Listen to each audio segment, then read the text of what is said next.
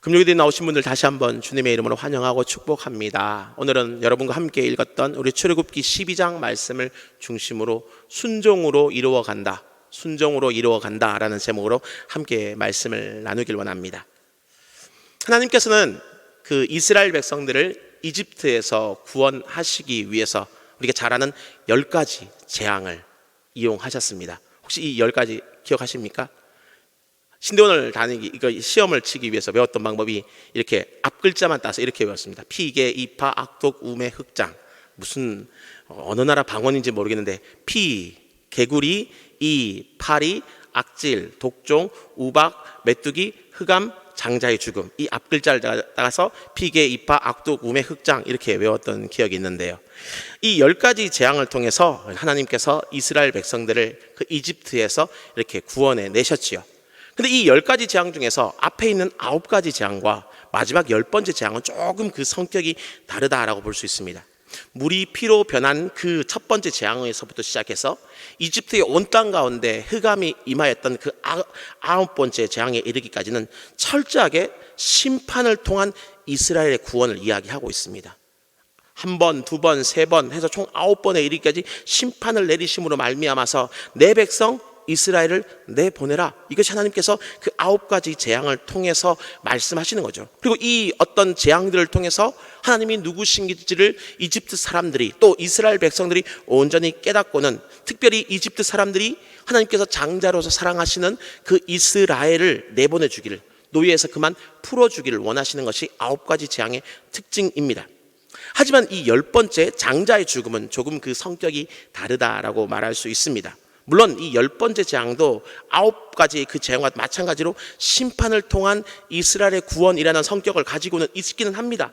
하지만 이 10번째 재앙은 조금 더 다르게 그것과 동시에 그 심판 자체로부터의 구원, 그 심판 자체로부터의 구원이라는 메시지 역시 함께 이야기를 하고 있다는 겁니다. 심판으로부터의 구원, 곧 10번째 재앙은 이전 어떤 9가지 재앙과 달리 심판을 피할 수 있는 방법을 얘기하셨다는 겁니다. 앞에 9가지 재앙은 어떻게 하면 심판을 피할 수 있다, 이런 얘기를 한 번도 하신 적이 없습니다. 근데 이 10번째 재앙은 이렇게 하면은 심판을 피할 수 있다, 이 이야기를 해 주셨다는 거죠.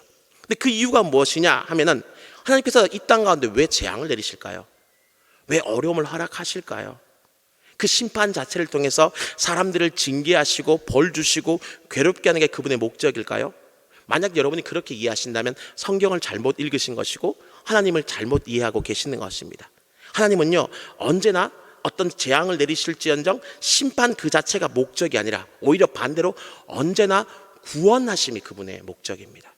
하나님은 어떤 경우에도 그 모든 사람들을 구원하길 원하시는 겁니다. 다시 한번 말씀드리지만 하나님께서 이 10가지의 재앙을 내리셨던 이유는 그분이 어떤 시행착오를 하셨기 때문이 아닙니다. 이런 재앙 내려보면 바로가 마음이 바뀔까? 또 이런 재앙 내리면 이집트 사람들의 생각들이 바뀌어갈까? 이렇게 하나 둘 했는데도 그 바로의 생각과 이집트 사람들의 생각이 변하지 않았기 때문에 10번에 이르기까지 계속해서 반복적으로 이런 재앙을 내린 것이 결코 아니라는 겁니다. 이 모든 재앙은 이미 그 이전부터 하나님의 계획 가운데 있었습니다. 성경은 이것을 이렇게 이야기하죠. 먼저 출애굽기 3장 19절과 20절 말씀인데 거기서 하나님은 이렇게 말씀합니다. 내가 아노니 강한 손으로 치기 전에는 애굽 왕이 너희가 가도록 허락하지 아니하다가 내가 내 손을 들어 애굽 중에 여러 가지 이적으로 그 나라를 친 후에야 그가 너희를 보내리라. 여기 보면 한 개의 재앙이 아니라 여러 재앙을 이미 내린다라고 분명히 말씀하셨던 것처럼 하나님은 이미 10가지의 재앙을 미리 준비하셨다는 겁니다. 또 거기에 더해서 출애굽기 7장 3절과 4절에서도 또한 이렇게 이야기하십니다.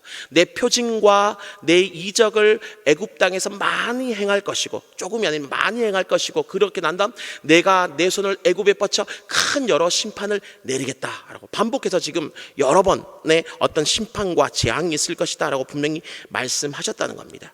여기 보시면 하나님은 이미 모세를 보내기 이전부터 여러 가지 재앙의 어떤 계획들을 가지고 계셨음을 우리는 알 수 있습니다. 그리고 이렇게 여러 번의 재앙을 내리신 그 이유가 무엇이냐? 야, 이놈들, 내 아들 이스라엘을 괴롭게 한번 맛 좀 봐라, 이게 아니라는 겁니다. 하나님은요, 이렇게 여러 번 어떤 재앙을 내리신 가장 결정적인 이유 중에 하나는 비록 악한 사람일지 몰라도 그 바로에게도, 그 이집트 백성들에게도 회개하고 돌이킬 수 있는 기회를 주기 원하셨기 때문입니다. 자, 우리는 보통 이렇게 이야기하죠. 우리는 누굽니까? 하나님의 자녀이죠. 그분이 우리를 만드셨고 우리를 붙드시고 우리를 이끌고 계십니다. 그럼 이 시간 지금 예배를 드리지 않고 저 밖에서 여러 가지 사치와 향락과 죄악 가운데 빠져 있는 사람들은 누가 만드셨습니까? 하나님이 만드셨죠. 비록 그들이 하나님을 부정하고 내 아버지가 아니야, 나의 창조주가 아니야 라고 이야기하고 있을지 몰라도 그들 역시 하나님이 만드셨기 때문에 하나님은 안타까운 마음들을 가지고 탕자를 기다리는 그 마음들을 가지고 그들 역시도 구원받기를 원하시고 계시는 겁니다. 그 어떤 영혼 하나도 결코 하나님께서 만드시지 않고는 이 땅 가운데 존재할 수 있는 영혼이 없기 때문에 바로 그 영혼도, 오늘 본문으로 말하면 바로의 영혼과 이집트 백성들의 그 영혼까지도 주 앞에 돌아오기를 원하셨던 겁니다. 그것 때문에 처음부터 장자의 죽음을 통해서 단번에 해결하실 수 있는 그 일을 9번의 재앙을 더하심으로 말미암아 지금 기회를 주시는 것입니다. 그리고 어쩌면 놀라운 은혜인지 몰라도 이스라엘 백성들이 출애굽할 때 그 이스라엘 백성들만 나온 게 아닙니다. 성경을 보시면 중다한 잡족들이 함께했다라는 내용들을 볼 때 아마 그 중에 아주 소수일지는 모르겠지만 그 이집트에 살고 있던 그 누군가 몇몇은 분명 이 하나님의 능력을 보고 그곳 가운데 그들과 함께 돌아오는 일들도 분명히 있었던 것 같습니다. 근데 안타까운 건 바로는 좀 달랐죠. 바로에게는 분명히 수많은 기회를 주셨고 모세를 통해 말씀까지 해주셨음에도 불구하고 그 바로는 끝끝내 하나님을 깨닫지 못했고 믿지 못해서 멸망했습니다. 그러나 그가 멸망했다고 해서 또 이집트가 어떤 심판을 받았다고 해서 주님께서 심판 자체를 목적으로 하시는 것은 아니다라는 것을 잊지 마십시오. 사랑의 하나님은 그렇게 우리를 심판하시고 징계하시고 재앙을 내리심으로 기뻐하시고 즐거워하시는 분이 결코 아니십니다. 어쩌면 우리가 자녀들에게 매를 들 때에 부모들이 눈물을 흘리면서 매를 드는 것과 똑같은 심정으로 재앙을 내릴 뿐이지 하나님께서 궁극적인 마음은 결코 심판이 아니고 언제나 사랑이고 구원에 있다라는 것을 잊지 마십시오. 하나님은 당신이 택한 백성들 뿐만 아니라 악인들까지도 구원하길 원하시는 분입니다. 그리고 이 사실을 가장 잘 보여주는 것이 바로 이 10번째 재앙이고요. 이 10번째 재앙과 관련된 절기가 바로 유월절이라는 절기입니다. 그 다음에 이 유월절은 어떤 절기일까요? 솔직히 여기서 제가 자수하겠습니다. 저는 오랫동안 유월절이 6월에 있는 절기인 줄 알았습니다. 5월절은 5월에 있고 4월절은 4월에 있고 그러니까 4월절에 사순절은 4월 달에 있고 6월절은 6월 달에 있고 솔직히 그렇게 오랫동안 뭐 신학교 오기 전 얘기이긴 하지만 그래서 6월절이 6월에 있는 절기인 줄 알았습니다. 왜? 죄송하지만 우리 주일학교 우리 교육자들이 꼭 가르쳐 주시고 선생님들이 가르쳐 주셔야 되는데 한 번도 6월절이 어떤 의미인지를 저는 배워본 적이 없어서 6월절은 6월에 있는 절기인 줄 알았습니다. 사순절은 4월 달에 있고 근데 6월절이 그런 의미가 아니라 우리가 잘 아는 것처럼 넘어갈 넘어갈 월이라고 해서 넘어간다라는 의미를 가지는 절기죠. 재앙이 넘어가고 죽음이 넘어간다. 그래서 우리는 영어로는 패스오버라고 보통 이야기를 하고 있는데 바로 그런 의미입니다. 그리고 이 6월절은 유대인들에게는 가장 중요한 최대의 명절입니다. 그래서 이 6월절이 되면 이스라엘 백성들은 흠이 없는 어린 양을 잡아서 그 피를 문설주와 임방 곧 집의 문틀에 바르고 양 위와 옆에 바르고 그 양고기는 불에 구워서 급하게 먹는 그런 일들을 하는 그런 절기였습니다. 근데 여기서 정말 중요한 행동이 무엇이냐? 양을 잡아서 바로 그 피를 문설주 곧 집 문틀에 바르는 일이 가장 중요한 6월절의 핵심 사건, 핵심 행동이라고 볼 수 있습니다. 왜냐하면요, 이 10번째 재앙이라는 것은 하나님께서 심판의 어떤 천사를 보내서 이집트 땅에 있는 모든 장자와 처음 난 것들을 죽이시는 바로 그런 재앙이었기 때문이죠. 그래서 이집트 땅의 모든 장자를 죽일 때에 어떤 집에 이르렀는데 그 집 문설주에 어린 양의 피가 발려져 있는 집은 패스오브, 6월 넘어간다라는 겁니다. 그렇게 하고 그렇게 넘어간 집에 있는 사람은 단 한 사람도 죽지 않았습니다. 장자의 죽음으로 말미암아서 이집트 온 땅 가운데 전무후무한 큰 울부짖음의 어떤 소리가 가득할 때에 이 어린 양의 피를 바른 이스라엘 백성들의 집에는 평안함만이 가득했다라는 것이죠. 그럼 과연 어떻게 이럴 수가 있습니까?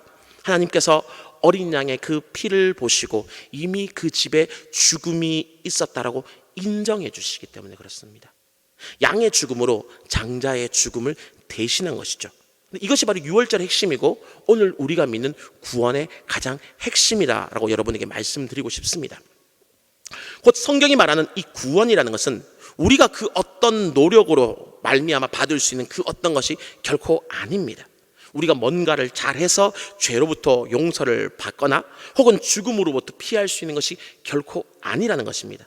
죄로 인한 죽음은 그 어느 누구도 결코 피할 수 없습니다. 근데 나를 대신한 누군가의 죽음이 있으면 하나님이 바로 그 죽음을 나의 죽음으로 인정해 주시고 나의 죄도 용서해 주시고 내가 죽음도 피해갈 수 있도록 만들어 주신다는 겁니다. 바로 이것이 성경이 말하는 구원입니다. 그리고 이것을 가장 잘 보여주는 절기가 유월절이지요.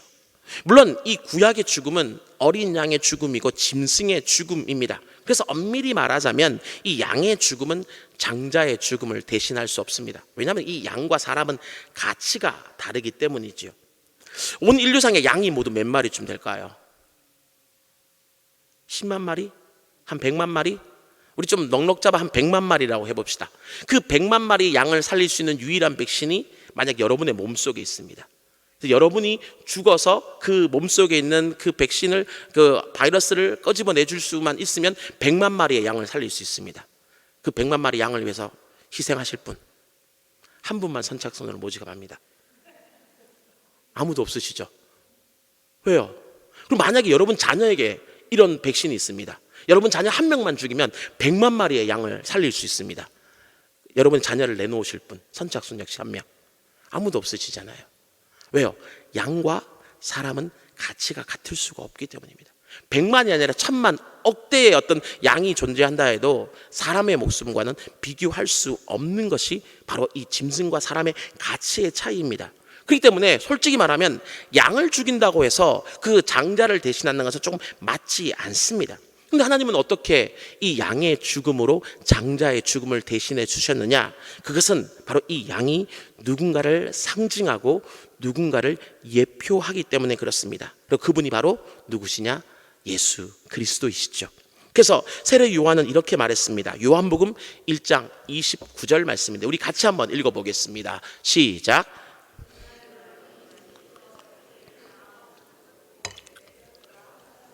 세례 지고하는 하나님의 어린 양이로다. 여기 보면 하나님 세례 요한은 예수님을 하나님의 어린 양이라고 이야기합니다. 바로 유월절 어린 양을 상징하는 부분들입니다. 또 사도 베드로 역시 이렇게 얘기했습니다. 베드로전서 1장 18절 19절입니다. 같이 읽겠습니다. 시작. 너희가 알거니와 너희 조상이 물려준 헛된 행실에서 대속함을 받은 것은 은이나 금같이 없어질 것으로 된 것이 아니요 오직 흠없고 점없는 어린 양 같은 그리스도의 보배로운 피로 된 것이니라. 아멘. 바로 여기에 나와 있지요. 곧 하나님은 이 유월절 어린 양의 그 피를 언젠가 이 땅에 오셔서 우리의 죄를 대신해서 죽으실 하나님의 아들 어린 양의 피로 상징적으로 지금 인정을 해 주셨다는 겁니다. 아직 인간의 시간으로 보았을 때 예수 그리스도가 이 땅 가운데 오시지 않으셨기 때문에 그분이 대신 죽어줄 수 없기 때문에 지금은 인간들의 그 시간에서 구약이라는 그 시간 가운데서는 어린 양을 죽일 수밖에 없지만 어린 양으로 장자의 목숨을 대신하는 것이 아니라 언젠가 오실, 그리고 이미 오신, 그리고 앞으로 다시 오실 바로 그 예수 그리스도 어린 양의 보혈의 피로 말미암아서 모든 사람은 죄에서부터 노임을 받을 수 있고 씻김을 받을 수 있다, 이렇게 얘기하는 겁니다. 그렇기 때문에 여러분 오해하지 마십시오. 신약의 백성들만 이 예수 그리스도의 피로 구원받은 것이 아니라 구약의 백성들 역시도 예수 그리스도의 피로 구원을 받은 것입니다. 그렇기 때문에 우리는 언제나 우리를 구원해 주신 이 예수 그리스도께 언제나 찬양과 감사와 경배를 돌려드릴 수 있어야 되겠지요. 근데 이 다음 결정적인 것은 이 구원이라는 것이 그렇다고 해서 그저 이루어지는 것이 결코 아니라는 것입니다. 구원이 우리의 노력과 열심과 아무 상관이 없다고 해서 나는 가만히 있는데 하늘에서 뚝 하고 구원이 떨어지는 것이 아니라는 것입니다. 감나무 밑에서 입을 딱 벌리고 있으면 그저 감이 언젠간 떨어지겠지 하는 방식으로 구원이 우리 가운데 임하는 것이 결코 아닙니다. 그렇다면 구원은 어느 곳에 임하느냐? 바로 말씀에 순종이 있는 곳에 구원이 임한다라는 것을 잊지 않으셨으면 좋겠습니다. 원래 이집트 사람들은 이 목축을 가증하게 여겼습니다. 그래서 자기들과 함께 이렇게 살지 못하게 했고요. 그래서 이 목축이 주업이 있던 이스라엘 백성들 고센이라는 곳에 별도로 살게 했습니다. 마치 과거 우리나라에서 보면은 이 고기를 도축하는 사람들을 뭐라 불렀습니까? 백정이라고 불렀죠. 백정이라 부르면 그 사람들은 별도의 공간에 살았습니다. 감히 양반이나 양민들과 함께 살지 못하고 자기들만, 그 천민들만 모이는 곳에 따로 살게 했지 일반 백성들과 함께 어울리지 못하게 했다는 겁니다. 그것과 비슷하게 어떤 그런 취급을 지금 이스라엘 백성들은 받고 있었다는 거죠. 근데 그런 상황 가운데서 이렇게 멸시받고 있는 그 배경 아래에서 지금 이스라엘 백성들에게 하나님께서 양을 죽여라 이렇게 얘기합니다. 그럼 우리는 양을 죽이면 되겠다라고 생각하지만 한번 생각해 보십시오. 이스라엘 백성들 장정만 60만이 넘는 사람들이 살아남기 위해서는 모두 몇 마리의 양을 죽여야 될까요? 최소한 한 가정당 한 마리를 기준으로 했을 때는 60만에 조금 부족한 숫자의 양이 필요했을 겁니다. 수십만 마리의 양떼들이 죽어갔겠죠. 양을 죽일 때 그러니까 양들이 울부짖는 울음소리가 흘러 넘쳤을 것이고요. 또 거기에 더하여서 양의 그 피비린내가 온 이집트를 어쩌면 뒤덮었을지도 모릅니다. 이 수십만 마리의 어떤 양의 피냄새 생각만 해도 머리가 아프고 좀 속이 울렁거리지 않습니까? 게다가 그 냄새나는 피를 어떻게 해야 된다고요? 지금 집 문설주에 바르라는 겁니다. 누구나 다 들고 나가야 되는 그 문 윗과 양옆으로 이 피로 가득 채워야 된다는 겁니다. 그저 조금 점 하나 찍는 게 아닙니다. 가득 그것을 피로 가득 채워서 발라야 되는 겁니다. 그러면 오고 갈 때마다 또 집안에 가만히 있어도 무슨 냄새가 나겠습니까? 피비린내가 끊임없이 집안을 가득 채우고 있는 겁니다. 그런 상황에서 이 양을 죽이는 일을 안 그래도 이집트 사람들은 가증스럽게 보는데 이 피비린내를 가득 채웠으니까 어떻게 그들이 이스라엘 백성들을 바라보았을까요? 근데 놀라운 것은 하나님의 구원은 바로 그 순종이 있는 자리 가운데 임했다라는 겁니다. 구원은 물론 공짜입니다. 구원은 우리가 어떤 노력을 해서 우리가 어떤 대가를 지불해서 살 수 있는 것은 분명 아닙니다. 하지만 그렇다고 해서 우리가 가만히 있는다고 해서 구원이 우리에게 임하는 것도 결코 아닙니다. 구원은 말씀대로 순종하는 그 자리 가운데 임하는 것입니다. 구원은 순종에 참여해야지만 받을 수 있다는 거죠. 이걸 하나 더 예를 들어보자면 여러분 거라사 광인을 잘 알고 계시지요. 예수님께서 만나셨던 그 거라사의 광인에게 그 광인 안에 이 귀신이 있었습니다. 근데 이 귀신의 놀라운 점이 무엇이냐? 이 땅에 오신 예수님의 정체를 가장 먼저 눈치챘다는 겁니다. 마태복음을 읽어보시면은 이 광인을 만나기 위해서 풍랑을 건너갈 때도 바람과 바다를 잔잔케 하신 예수님을 보고도 제자들은 그저 와, 이 사람이 도대체 누구지? 이 정도 수준에 머물렀습니다. 예수님이 누군지를 도무지 알지 못하는 것이 당시의 제자들과 이스라엘 모든 군중들의 모습이었습니다. 하지만 예수님이 거라사 지방에 딱 도착하자마자 이 광인 속에 있는 귀신은 어떻게 합니까? 달려와서 예수님 앞에 무릎을 꿇고는 어떻게 얘기합니까? 지극히 높으신 하나님의 아들 예수여 라고 얘기합니다. 예수님이 누군가를 가장 분명히 알고 있는 사람이 이 귀신이었습니다. 그런데 이 귀신은 그렇다면 구원받았을까요? 귀신이 구원받았다는 기록을 혹시 여러분 보신 적 있으십니까? 아니죠. 예수님이 누군지를 가장 분명히 알고 있는 사람이 이 귀신 아닙니까? 사람 아니죠. 참 존재. 죄송합니다. 이 존재가 귀신인데 이 귀신이 구원받지 못했습니다. 왜 그렇습니까? 그 이유는 그가 예수님과 관계를 맺고 그분에게 순종하기를 거부했기 때문입니다. 우리 누가복음 8장 28절 말씀을 같이 한번 우리 읽어볼게요. 시작. 예수를 보고 부르짖으며 그 앞에 엎드려 큰 소리로 불러 이르되 지극히 높으신 하나님의 아들 예수여 당신이 나와 무슨 상관이 있나이까? 당신께 구하오니 나를 괴롭게 하지 마옵소서 하니. 당신과 나가 무슨 관계가 있습니까? 우리가 무슨 밀접한 관계 맺을 게 뭐 있겠습니까? 그냥 당신은 당신대로 사시고 나는 나대로 살대로 내버려 두십시오. 이렇게 얘기하는 겁니다. 그러니까 관계 맺기도 거부하였고 순종하기도 지금 거부했다라는 겁니다. 그렇기 때문에 그 귀신은 구원받지 못합니다. 결국 순종이 없는 곳에는 무엇이 없다? 구원이 없다는 겁니다. 순종이 없는 곳에 구원이 없다. 아무리 하나님이 누구신지를 알고 예수 그리스도가 누구신지를 분명히 알고 지식적 그 알미 넘쳐나고 뭐 신학 서적을 읽고 성경을 수만 독을 했다 하여도 이 순종을 하지 않는다면 이 구원의 은혜를 받아 누릴 수가 없는 겁니다. 왜냐하면 그 삶은 진정한 삶이 아니기 때문이죠. 예수님은 곧 내가 곧 길이요 진리요 생명이니 나로 말미암지 않고는 아무도 아버지께로 올 자가 없다라고 분명히 말씀을 하셨는데, 예수님을 진정으로 안다라는 것은, 이 말씀을 진실로 안다라는 것은 그 말씀에 순종해서 예수를 믿음으로 아버지 앞에 나간다는 의미입니다. 근데 그 알면 있는데, 하나님도 알고 예수 그리스도 아는데 불구하고 주님 앞에 나가지 않고 하나님 앞에 나가지 않는다라면 과연 그 알을 진정한 알미라고 이야기할 수 있을까요? 말로는, 또 생머리로는, 생각으로는 충분히 알고 있지만 행하지 않는, 순종하지 않는 알미 진짜 알미라고 말할 수 있겠습니까? 결코 그럴 수 없다라는 것입니다. 언젠가 책을 한번 읽었는데 거기 보면은 유명한 돌아가신 승철 스님, 또 요즘 유명한 법정 스님, 해민 스님 같은 여러 유명한 고승이라 해도 되는지 모르겠죠. 이 고승들이 성경을 굉장히 많이 읽었다라고 합니다. 그래서 웬만한 분들이 이분들과 성경에 대한 이야기를 하면은 오히려 더 이렇게 지식적으로 밀린다라는 이야기를 들은 적이 있습니다. 성경에 대한 아주 해박한 지식을 가지고 있다라는 것이죠. 근데 여러분 들어보셨습니까? 이 세 분 중에 한 분이라도 구원받았다라는 이야기를? 성철 스님 구원받았다더라, 법정 스님 구원받았다더라, 해민 스님 구원받았다더라, 이런 얘기 들어보신 적 있으십니까? 없지요. 성경을 웬만한 성도들보다 훨씬 더 많이 알고 있고 성경에 대한 지식도 뛰어나고, 그런데도 불구하고 왜 그들은 구원받지 못했을까요?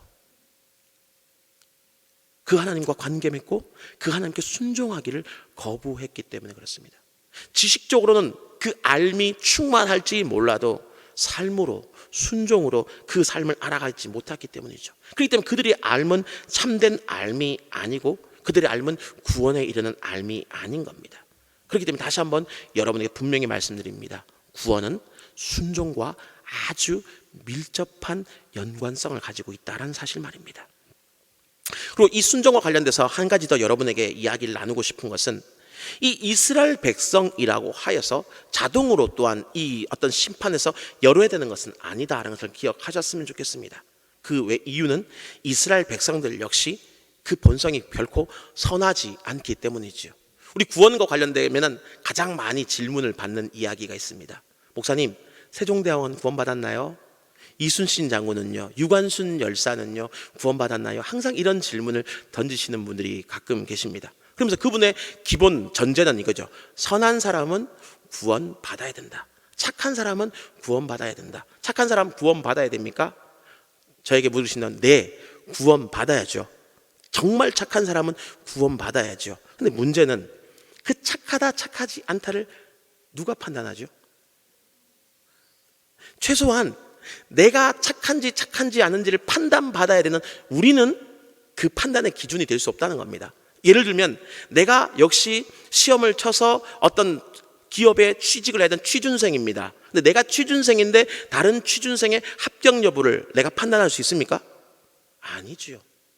내가 일단 취업을 하고 난 다음에 다른 사람의 문제를 판단할 수 있는 것이지, 우리가 아직 나도 아직 취업을 못했는데 다른 사람의 어떤 취업의 여부를, 합격의 여부를 판단한 것은 어불성설입니다. 마찬가지로 우리가 선한지 선하지 않은지를 누군가에게 판단받아야 되는데, 누가 착하다, 유관순 열사는 착하고 세종대왕은 착하고 이순신 장군은 착하다라고 과연 누가 평가를 내릴 수 있느냐라는 말입니다. 또 거기에 더하여서 아까 여러분도 말씀하셨지만 이 착하다 선하다의 기준은요, 하나님 기준이어야 됩니다.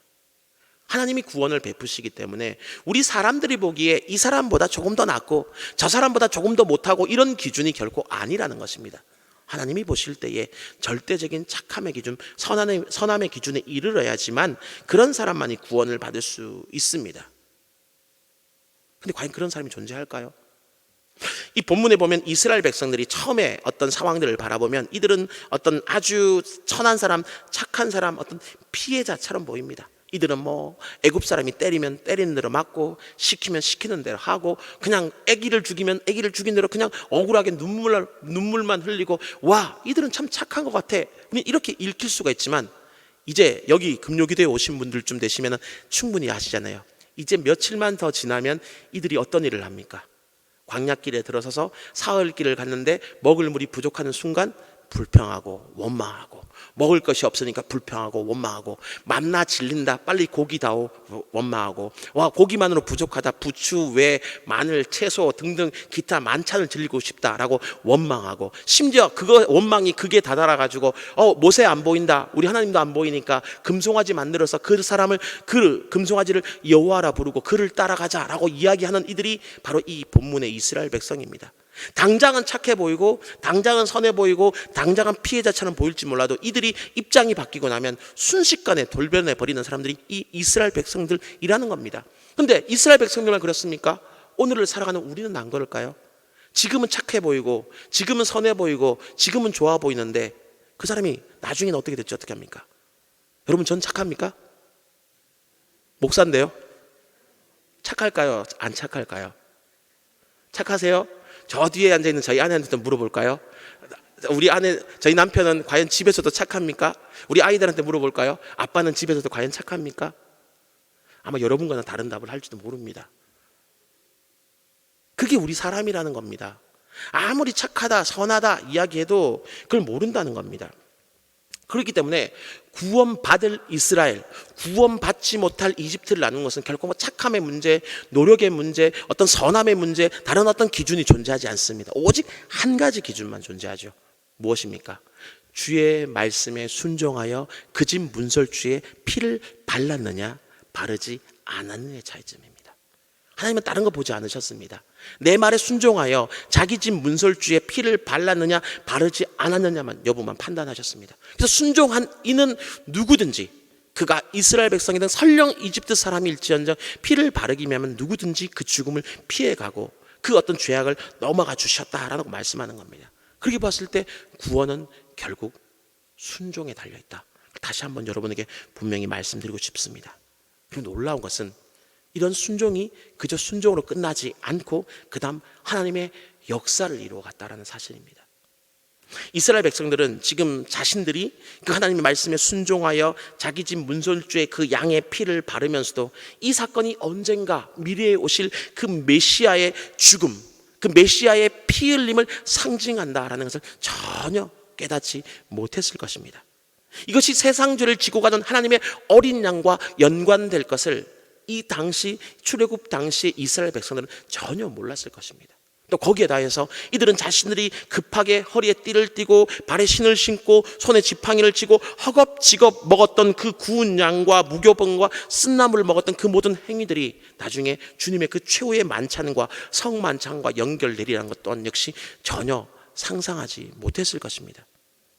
또한 자신들의 어떤 이야기가 노래가 되어서 시편 가운데 또 다른 여러 성경들 가운데 그 이후의 여러 성경적 문학들 가운데 어떤 모티브가 될 것이라는 것은 역시 전혀 그들은 생각하지 못했을 것입니다. 믿음의 본이 될 것이라는 것도 생각하지 못했고, 오늘날 제가 여러분에게 바로 이 본문을 가지고 설교할 것을 더더욱 그들은 생각하지 못했을 것입니다. 자신들이 정말 역사에 남을 만한, 길이 남을 만한 그런 일을 하고 있다는 것을 그들은 전혀 생각하지 못했다는 것이죠. 근데 놀라운 것은 하나님은 바로 이 순종을 통해서 지금 역사를 만들어 가셨다는 겁니다. 하나님이 그 놀라운 역사를 이루어 가셨다는 겁니다. 수천 년이 지나도 수많은 사람들에게 기록된 놀라운 구원의 역사를 지금 바로 이 순종을 통해서 주님은 이루어 가고 계신다는 겁니다. 다른 그 어떤 것이 아닙니다. 지식도 아니요, 그때 노력도 아니요, 열심도 아니요, 오직 한 가지. 무엇이라고요? 순종입니다. 그래서 여기에 대해서 찰스 스윈돌 목사님은 이런 말을 남기셨습니다. 한번 띄워주시면요. 이스라엘 민족은 역사를 만들었으나 바로는 단지 역사의 한 부분이 되었을 뿐이다. 이스라엘 민족은 지금 이 순종을 통해서 역사를 만들었지만 불순종한 바울은 결국 역사의 한 부분, 그냥 한 페이지에 불과한 무엇인가가 되고 말았다라는 겁니다. 그러니까 한마디로 순종하는 사람은 역사를 만들어가는 사람이 될 수 있지만 순종하지 않는 사람은 그저 흘러가는 역사의 일부분이 될 뿐입니다. 오늘날 전 세계의 수많은 사람들이 모세와 이스라엘 백성들은 알고 있지만 출애굽 당시에 그 바로가 누군지에 대해서는 잘 모릅니다. 어떤 사람은 투트모스라고 얘기하고 어떤 사람은 람세스라고 얘기하고 또 어떤 사람은 누구, 그 이집트의 왕들 중에 누구일 것이다 라고 이야기하지만 정확히는 잘 모르고 있습니다. 연대도 잘 모르고요. 그리고 엄밀히 말하면 그리 큰 관심도 없습니다. 여러분 관심이 있으세요? 출애굽 당시의 모세는 누굴까요? 1번 투트모세, 2번 람세스, 3번 누구? 자, 한번 뭐 여기서 거수로 결정할까요? 여러분 관심 있으십니까? 오늘 여기서 처음 들어보셨지 않습니까? 투트모스가 뭐고 람세스가 뭐고 웬 저딴 얘기를 나한테 하고 계시는 거야, 목사님 힘들게. 여러분 이렇게 계셨잖아요. 그리고 별로 관심 없었어요. 구원에 아무런 상관이 없으니까. 바로 그런 겁니다. 그는 그저 흘러가는 역사의 작은 점 하나로 끝나가 버린 겁니다. 그럼 여러분에게 한번 여쭤보고 싶습니다. 여러분은 역사를 만들어가는 사람이 되고 싶으십니까? 아니면 그저 흘러가는 역사의 한 점으로 같이 흘러가기를 원하십니까? 만약 하나님의 역사를 만들어가는 사람이 되길 원하신다면 다시 한번 여러분에게 강조해서 말씀드리지만 순종하십시오. 순종하십시오. 순종 외에는 다른 길이 없습니다. 하나님은 순종을 통해서 그 하나님 나라의 역사를, 당신의 역사를 이루어 가십니다. 믿는 사람과 믿지 않는 사람 모두에게 존경을 받는 분 중에 손양원 목사님이 계십니다. 아시죠? 여수 애양원에 계시는 이 손양원 목사님. 근데 그분의 이야기가 오늘날 이미 우리에게는 역사가 되어 있지 않습니까? 손양원 목사님이 아들 둘을 죽인 그 일을 용서해요. 자기의 양아들로 삼았다. 그런 아주 놀라운 이야기 말입니다. 근데 그것이 이야기가 될 수 있고 역사가 될 수 있었던 것은 그분이 순종하셨기 때문입니다. 물론 당대는 쉽지 않았겠죠. 우리 성경은 말하죠. 원수를 사랑하라. 말로는 우리 다 합니다. 원수를 사랑하라. 오른뺨을 때린 사람에게 왼뺨을 내밀어라. 겉옷을 달라는 사람에게 속옷까지 내주어라. 오리를 가자는 사람한테 심리를 가자. 근데 저희 집도 그게 안 돼요. 열심히 가정 예배 드리고 얘기도 누가 오른팔 딱 때리면 쌍팔로 딱 때리고 싸우는 일이 벌어집니다. 저부터도 쉽지 않습니다. 누가 뜬금없이 제 오른뺨을 때리는데 뭐 같이 때리지는 않겠지만 째려보겠죠. 왜 때려? 하고 째려보겠죠. 오른 왼뺨 내는 게 쉽지 않습니다. 보통 노력으로 되는 게 아닙니다. 근데 이분은 그 일을 하셨습니다. 당신은 그 본인도, 이 손양원 목사님 본인도 그 당시는 결코 쉽지 않았을 겁니다. 하지만 의지적으로 그 말씀 가운데 순종했을 때 오늘날 수많은 곳에서 기독교가 욕먹는 가운데도 존경받는 인물로 역사의 한 페이지를 지금 이 손양원 목사님은 기록하고 계시는 것입니다. 그래서 저는 간절히 바라기는 우리 교회가 바로 이런 꿈을 꾸었으면 좋겠습니다. 흘러가는 역사의 한 점이 되어서 그냥 2023년도에도 우리 대전중앙교회 성도들이 이렇게 그냥 살아갔다더라. 뭐 어떻게 살아갔는지 모르지만 그냥 살아갔다더라. 힘든 시대 가운데 그냥 뭐 어떻게 잘 버텨갔다더라. 뭐 카더라 통신의 일부분 이렇게 가는 것이 아니라 역사를 이루는 그런 인물들이 되었으면 좋겠습니다. 혹 사람들은 몰라줄 줄 모릅니다. 이스라엘 백성들 200만 명, 장정만 60만 명인데 60만 명의 이름을 우리가 다 모르는 것처럼 어쩌면 그 60만 명 중에 한 사람일 수는 있어도 내 이름이 기록 안 될지는 몰라도 중요한 건 주님은 그 역사의 일부분을 기억하시겠죠. 그렇다면 그 역사를 만들어가는 사람이 우리는 되어가야 되지 않겠습니까?